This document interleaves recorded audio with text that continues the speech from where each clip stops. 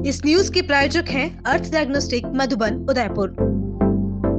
Udaipur police ने अवैध मादक पदार्थों की तस्करी के खिलाफ बड़ी कार्रवाई करते हुए हिस्ट्री शीटर विष्णु सेन की करोड़ों की संपत्ति कुर्क कर दी है। ये कार्रवाई एनडीपीएस एक्ट की धारा 68F के तहत दी गई, जो जिले में अपनी तरह की पहली कार्रवाई है। पुलिस अधीक्षक योगेश गोयल ने बताया कि हिस्ट्री शीटर विष्णु सेन उर्फ मुकेश सेन के खिलाफ अलग अलग थानों में मादक पदार्थों की तस्करी, अवैध हथियार सप्लाई और अन्य गंभीर धाराओं के तहत 30 से अधिक मामले दर्ज हैं। जांच में सामने आया कि विष्णु सेन और उसके परिजनों की करोड़ों की संपत्ति ड्रग तस्करी से अर्जित अवैध कमाई से बनाई गई थी। न्यायालय के आदेश पर पुलिस ने आरोपी को 2 मंजिला मकान, कार और मोटरसाइकिल कुर्क कर ली है। ये कार्रवाई उदयपुर में एनडीपीएस एक्ट की धारा 68F के तहत पहली बड़ी कार्रवाई है, जिसे आगे भी जारी रखा जाएगा ताकि ऐसे अपराधियों पर लगाम लगाई जा सके।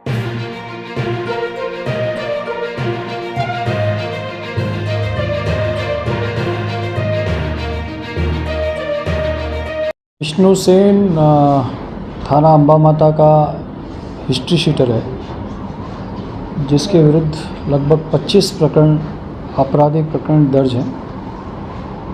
इन सभी प्रकरणों में अधिकांश प्रकरण अवैध फायर आर्म्स रखने और अवैध फायर आर्म्स के माध्यम से लोगों को डराने धमकाने के हैं। इसके अतिरिक्त 5 प्रकरण उसके विरुद्ध एनडीपीएस के तहत, जिसके तहत अवैध मादक पदार्थ अपने पास रखना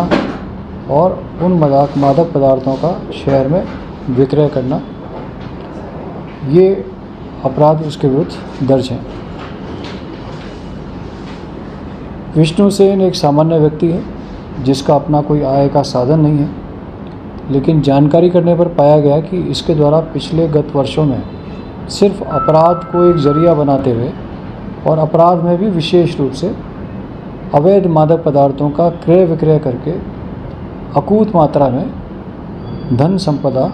अर्जित की शामिल है। इसी के तहत उसके विरुद्ध एनडीपीएस के तहत 68F एनडीपीएस के तहत हमारे द्वारा कार्रवाई प्रारंभ की गई और इस प्रावधान के तहत किसी भी व्यक्ति के द्वारा यदि मादक पदार्थों का अवैध क्रय विक्रय के माध्यम से चल अचल संपत्ति अर्जित की जाती है, तो उसे ministry of finance government of India का एक डिपार्टमेंट है, उसके द्वारा प्रॉपर ट्रायल करके उसको जब्त किया जा सकता है। इसी प्रावधान के तहत 68F एनडीपीएस एक्ट के तहत थानाधिकारी अंबा माता के माध्यम से इस ट्राइब्यूनल को हमारे द्वारा एक इस्तिगासा प्रस्तुत किया गया। संबंधित ट्राइब्यूनल ने हमारे पक्ष को कई तारीख पेशियों पर सुना। आरोपी विष्णु सेन को उसके अधिवक्ताओं के माध्यम से सुना और पिछली 3 तारीख पेशियों पर एसएचओ अंबा माता मुकेश सोनी, इस कार्यालय के अपराध सहायक श्री संजीव स्वामी को पिछली 3 तारीख पेशियों पर लगातार सरकार का पक्ष रखा या विभाग का पक्ष रखा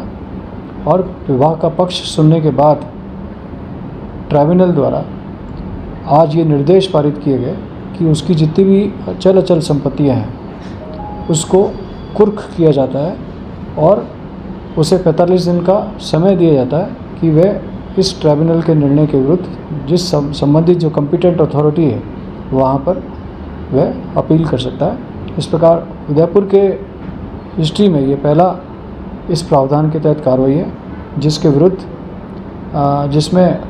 68F के तहत अवैध मादक पदार्थों के क्रय विक्रय के माध्यम से यदि कोई व्यक्ति अपनी संपत्ति खड़ा करता है, अचल संपत्ति अर्जित करता है,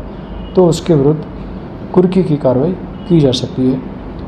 यह कार्रवाई और न्यायालय का निर्णय हमारे लिए प्रेरणा का स्रोत है और निश्चित रूप से इस ज़िले में और भी व्यक्ति जो इस तरह के व्यापार में संपलित है और जिन्होंने इस अवैध व्यापार के माध्यम से अपनी संपत्ति अर्जित की है, उनके विरुद्ध इस तरह की कार्रवाई हम लगातार जारी रखेंगे। सर, कुल कितनी संपत्ति है इसकी?